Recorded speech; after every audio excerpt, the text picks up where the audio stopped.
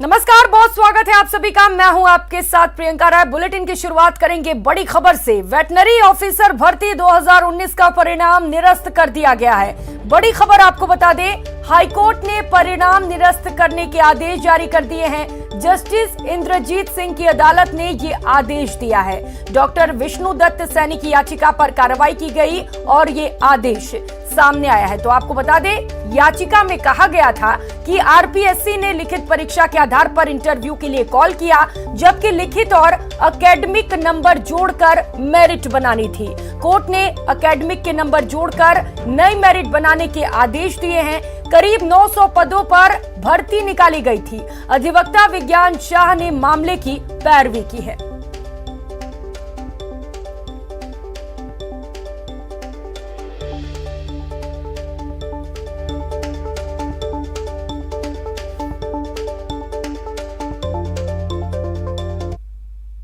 और बुलेटिन में सबसे पहले बात करेंगे एसीबी के शिकंजे की, जहां प्रदेश में अलग अलग जिलों में एसीबी ने कार्रवाई को अंजाम दिया। सबसे पहले एसीबी की टीम ने कार्रवाई करते हुए एसडीएम के रीडर को 36,000 की रिश्वत लेते हुए ट्रैप किया। तो वहीं टोंक में एसीबी की 3 टीम ने घुसखोरों पर शिकंजा कसा। वहीं एसीबी की टीम ने एक्शन करते हुए रिश्वतखोर कांस्टेबल को रंगे हाथ गिरफ्तार किया। तो वहीं एसीबी ने करौली जिले के हिंडौन के सुरौठ में पटवारी को 2,000 रुपए की रिश्वत लेते गिरफ्तार किया है। तो सबसे पहले बात कर लेते हैं अजमेर की। अजमेर के पुष्कर में एसीबी ने बड़ी कार्रवाई को अंजाम दिया है। एसडीएम के रेडर को 36,000 की रिश्वत लेते हुए ट्रैप किया गया है। रघुवीर सिंह भाटी को ट्रैप किया गया है। बांसवाड़ा एसीबी की टीम ने इस बड़ी कार्रवाई को अंजाम दिया है।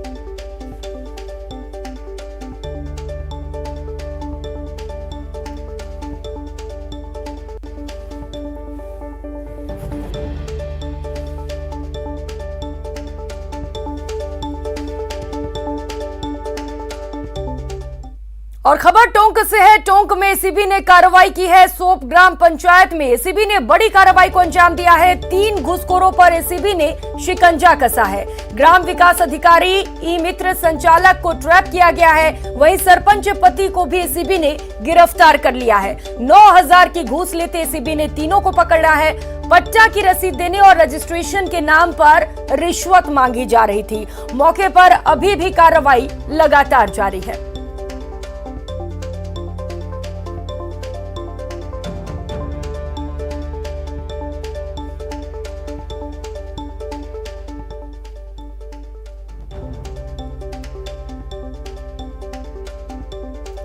और बात बांसवाड़ा की कर लेते हैं। बांसवाड़ा में भी एसीबी की टीम ने कार्रवाई की है। बड़ी कार्रवाई को अंजाम दिया गया है। राज तालाब चौकी के कांस्टेबल को रंगे हाथ गिरफ्तार किया गया है। एक परिवार की जांच के मामले में मदद करने के लिए कांस्टेबल 8,000 की रिश्वत ले रहा था, लेकिन एसीबी के हत्थे ये कांस्टेबल चढ़ गया।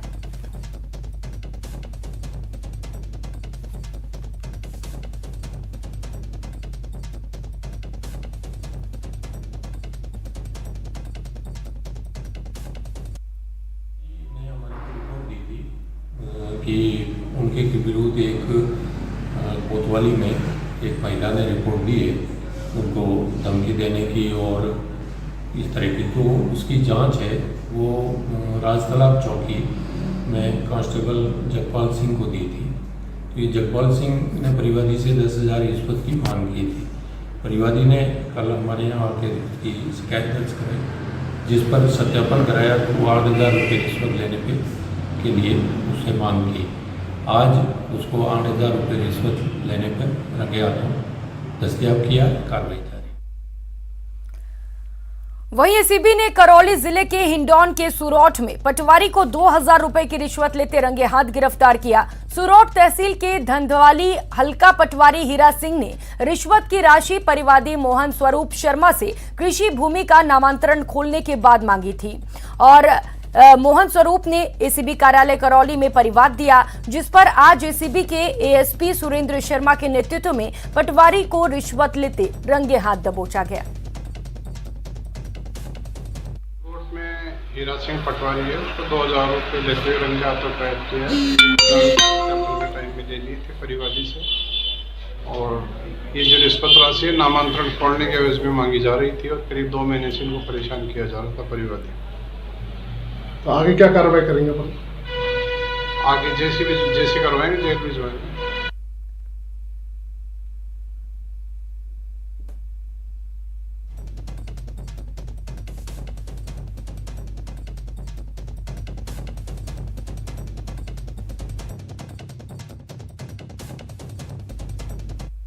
और रुक कर लेते हैं अगली खबर का। मरुधरा में बैंक एटीएम सेफ नहीं है। आए दिन लुटेरों के निशाने में एटीएम मशीनें रहती हैं। दरअसल जिन एटीएम बूथों पर कोई सुरक्षा गार्ड नहीं होता, बदमाश वहां लूट के इरादे से पहुंच जाते हैं। सीकर और जयपुर में एटीएम लूट का नया मामला सामने आया है।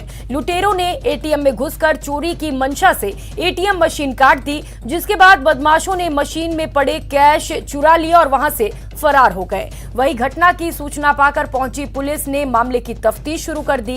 पहली और दूसरी तस्वीर सीकर के फतेहपुर और लक्ष्मणगढ़ की है। यहां बदमाशों ने गैस कटर से मशीन काटकर वारदात को अंजाम दिया। तीसरी और चौथी तस्वीर जयपुर की है। यहां शाहपुरा में लुटेरों ने एटीएम काटकर लाखों रुपए निकाल लिए। और चौथी तस्वीर बस्सी की है। यहां आईडीएफसी बैंक में सेंधमारी की गई। दीवार तोड़कर बैंक के अंदर बदमाश घुस गए।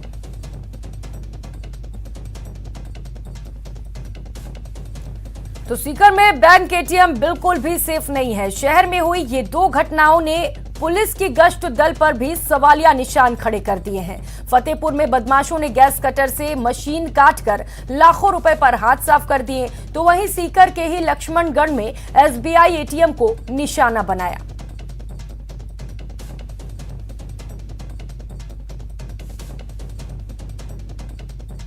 सीकर के फतेहपुर कस्बे में बावड़ी गेट पर स्थित एक्सिस बैंक एटीएम को बदमाशों ने बीती रात करीब 2:30 बजे गैस कटर से काटकर उसमें रखे करीब 15 लाख से अधिक रुपए लेकर फरार हो गए।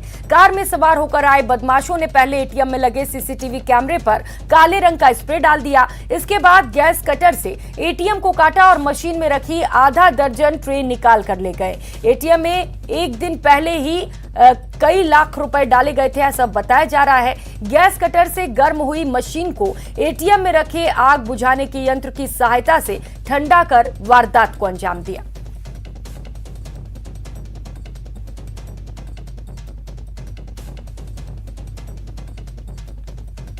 तो वहीं सीकर के लक्ष्मणगढ़ में बीती रात बदमाश एटीएम काटकर 26 लाख रुपए लूट ले गए। ये रकम वारदात से करीब 5.5 घंटे पहले की ही मशीन में रखी गई थी।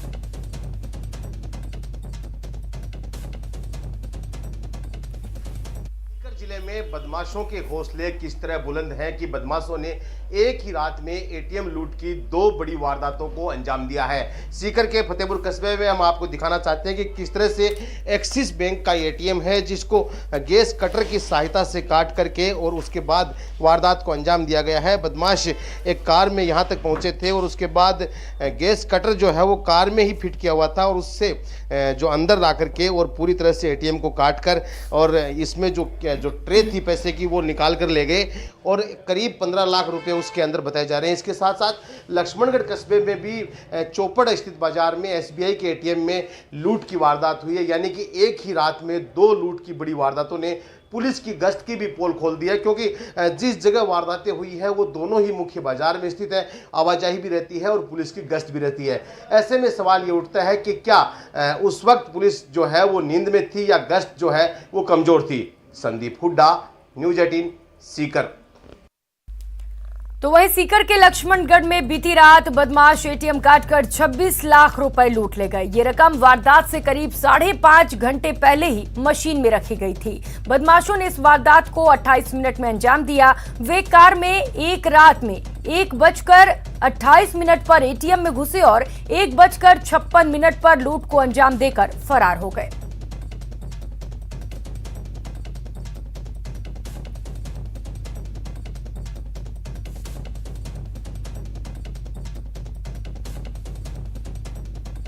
और खबरों में आगे बढ़ेंगे। पूर्व सीएम वसुंधरा राजे का केशव राय पाटन दौरा। राजे ने चंबल नदी को 500 मीटर लंबी चुनरी चढ़ाई है। चंबल तट पर पूजा अर्चना की गई और इस दौरान उन्होंने चुनरी भी चढ़ाई।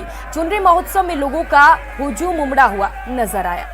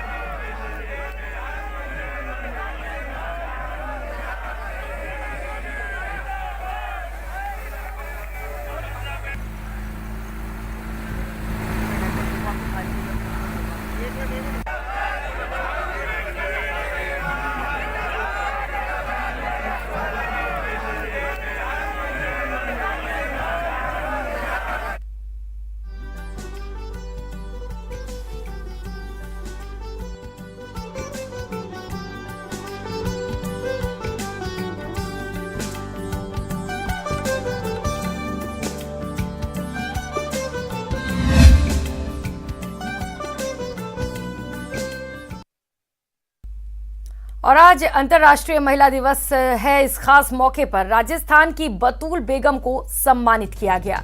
राष्ट्रपति रामनाथ कोविंद ने उनको सम्मानित किया। नारी शक्ति पुरस्कार देकर उन्हें सम्मानित किया गया है। तो सम्मानित हुई बतूल बेगम मांड और भजन गायिका। ये तस्वीरें भी आपको दिखा रहे हैं जब बतूल बेगम को सम्मानित किया गया। राष्ट्रपति रामनाथ कोविंद ने पुरस्कार देकर उन्हें सम्मानित किया। तो आपको बता दें ये मांड और भजन गायिका हैं और आज खास दिन पर, आज महिला दिवस है, इस खास मौके पर राष्ट्रपति रामनाथ कोविंद ने उन्हें सम्मानित किया है।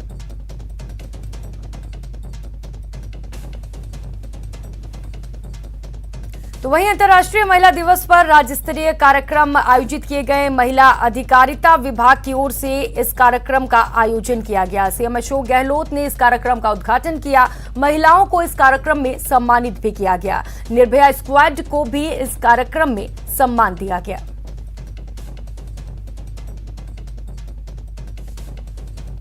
आज वक्त आ गया है कि हम महिलाओं के सशक्तिकरण की बात करें, वुमेन्स एम्पावरमेंट की बात करें। आज का दिन है सब महिलाओं को, पुरुषों को सोचने का कि किस प्रकार से वुमेन्स एम्पावरमेंट के लिए हम अपनी भागीदारी निभाएं, हम क्या कंट्रीब्यूट कर सकते हैं। और सरकार महिलाओं को सशक्त करने में सभी तरह कदम उठा रही है। आप देख लें, हर बजट के अंदर हम महिलाओं को प्रेफरेंस देते हैं। तो मुझे बहुत खुशी है कि आज महिला दिवस पे उपलक्ष्य में कई महिलाओं को बहुत ही कॉन्फिडेंस भी है, आगे बढ़ने का जज्बा भी है और महिलाएं कई क्षेत्रों में उभर के आ भी रही है।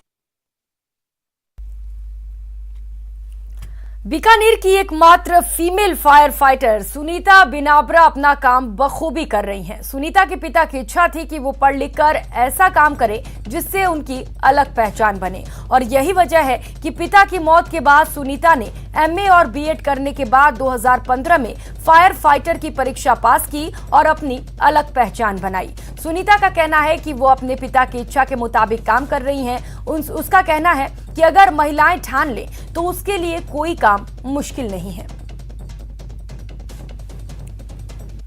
और जो लड़कियां हैं, मैं उनको यही मैसेज देना चाहती हूँ, आप किसी भी फील्ड में जाएं और किसी भी क्षेत्र में, मनपसंद क्षेत्र में जाना चाहिए, आप अपने पूरी ईमानदारी के साथ काम करें और घबराने और डरने की कोई बात नहीं है। आप जब जॉब लग जाएं तो पूरी ईमानदारी के साथ उसको निभाएं। दृढ़ इच्छा शक्ति हो तो फिर इंसान क्या कुछ नहीं कर सकता।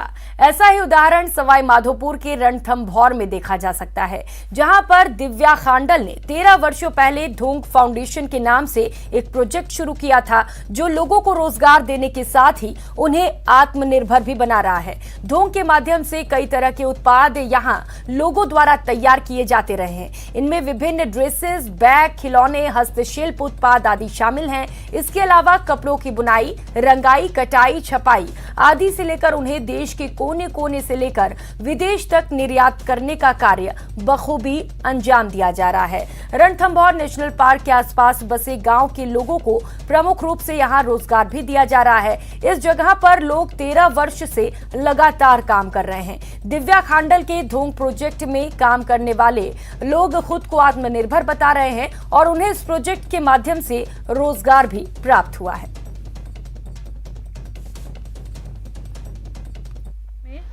धोंक नाम के एक सोशल एंटरप्राइज को रन कर रही हूँ पिछले 13 वर्षों से।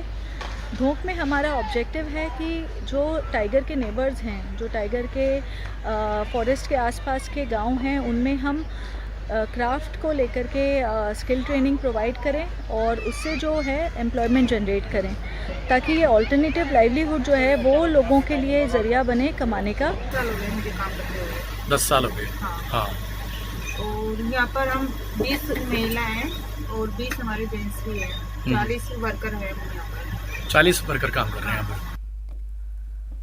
नारी शक्ति प्रेम, त्याग और समर्पण की प्रतीक होती है। इसी का उदाहरण देखने को मिलता है जयपुर में, जहां एक जेठानी ने अपनी देवरानी को जीवन दान दिया है। राजधानी के किशनपोल बाजार में रहने वाली अंजू शर्मा के ब्लड प्रेशर से दोनों किडनियां फेल हो गई थीं। कई दिनों तक इलाज चला, जिसके बाद डॉक्टर्स ने ट्रांसप्लांट का अंतिम विकल्प बताया। ऐसे समय में अंजू शर्मा को जेठानी सुशीला ने सहारा दिया और हिम्मत दिखाते हुए किडनी डोनेट करने का फैसला लिया। अंजू शर्मा का कहना है कि उनकी जेठानी ने बिना परिवार से पूछे इतना बड़ा फैसला लिया, जिसके बाद उनका ट्रांसप्लांट हो पाया। मेरी माँ से भी ज्यादा, माँ तो खैर जन्म देती है, वो तो करती है, लेकिन माँ से भी बड़े जो उन्होंने, जेठानी ने, भाभी जी ने, मेरी ने इतनी हिम्मत दिखाई कि किसी से बिना पूछे तक, और उन्होंने ये कहा कि नहीं, वैद्य जी के मेरे साथ, मेरा आयुर्वेदिक ट्रीटमेंट भी चला था, वैद्य जी के मेरे साथ गई, उन्होंने आगे बढ़ के ये कहा कि नहीं, किडनी मैं दूंगी, आप तो आगे सजेशन करिए इसके क्या करें हम आगे। डायलिसिस होती थी उस टाइम पे, तो उन्होंने वैद्य जी ने भी फिर यही सजेशन दिया कि यदि आप, ये तो बहुत अच्छी बात है, यदि आप देने के लिए राजी हैं तो आप, पहला यही रहेगा सजेशन कि ट्रांसप्लांट ही करवा लो। तो उन्होंने हिम्मत करके, वो किसी से भी बिना राय लिए, ना उन्होंने भाई साहब से पूछा, ना अपने, उनके 2 बेटे हैं। कड़ी मेहनत और दृढ़ संकल्प लगभग कुछ भी संभव कर सकता है। न्यूज 18 के पहल बायजूस के यंग जीनियस सीजन 2 में हम कई ऐसे बच्चों से मिले जिन्होंने अपने दृढ़ संकल्प के साथ वो किया है जो उनकी उम्र में लगभग असंभव प्रतीत होता है। यही हमने बायजूस यंग जीनियस सीजन 2 के इस सप्ताह के एपिसोड में देखा। आइए देखते हैं इसकी कुछ झलकियां। अब जरा सोचिए, अगर 2 टेक्निकल जीनियस आपस में मिल जाएं तो क्या होगा? तो तहलका होगा, टेक्नोलॉजी की दुनिया में धमाल मचेगा। और ऐसा ही धमाल मचाने आ रही है 2 बार MIT ग्लोबल एपाथॉन जीत चुकी ये विजेता जोड़ी, मुंबई से 11 साल के आयुष शंकरन और जसित नारंग। कोडिंग से हमें बहुत प्यार है और हम कोडिंग की वजह से ही दोस्त हैं। हमारी लाइफ कोडिंग के आसपास रिवॉल्व करती है। जब एक्टिंग की बात आए तो ये भी जीनियस कहलाए। Please welcome the one and only Krishna Kumar Menon उर्फ के मेनन। कमाल है यार, कौन सी उम्र में सीखा तुम लोगों ने? बचपन क्रेडिल क्या था? No, 10 साल। Unbelievable. Which of these factors most contributes to current global warming? Option A, sunspots. Option B, hole in ozone. Option C, CO2 emissions. Option D, garbage. C है ना, CO2 emissions? मुझे नहीं लगता ये answer है। अगर आपको नहीं लगता तो पक्का ही है। सही है? देखते हैं। अरे well done. 10 साल का एक बच्चा इंडिया और श्रीलंका के बीच बनी हुई 30 किलोमीटर लंबी पार्क स्ट्रीट को सिर्फ 10 घंटे और 30 मिनट में पार कर गया। ये है तेनी तमिलनाडु से जय Jaswant. So what is your dream? You want to win an Olympic medal? Yes, sir. Do you know any Indian swimmer who's qualified for the Olympics? Sajan Prakash. Sajan Prakash is qualified for the Olympics? Yes, sir. You know who that is? Oh, he's Sajan Prakash. Hi. Hi, தம்பி, எப்படி இருக்க? நல்லா இருக்கேன். In which age do you start swimming? I started like you only, I think. I started at the age of 5, but I always was in the pool, not so adventurous and thrilled like you.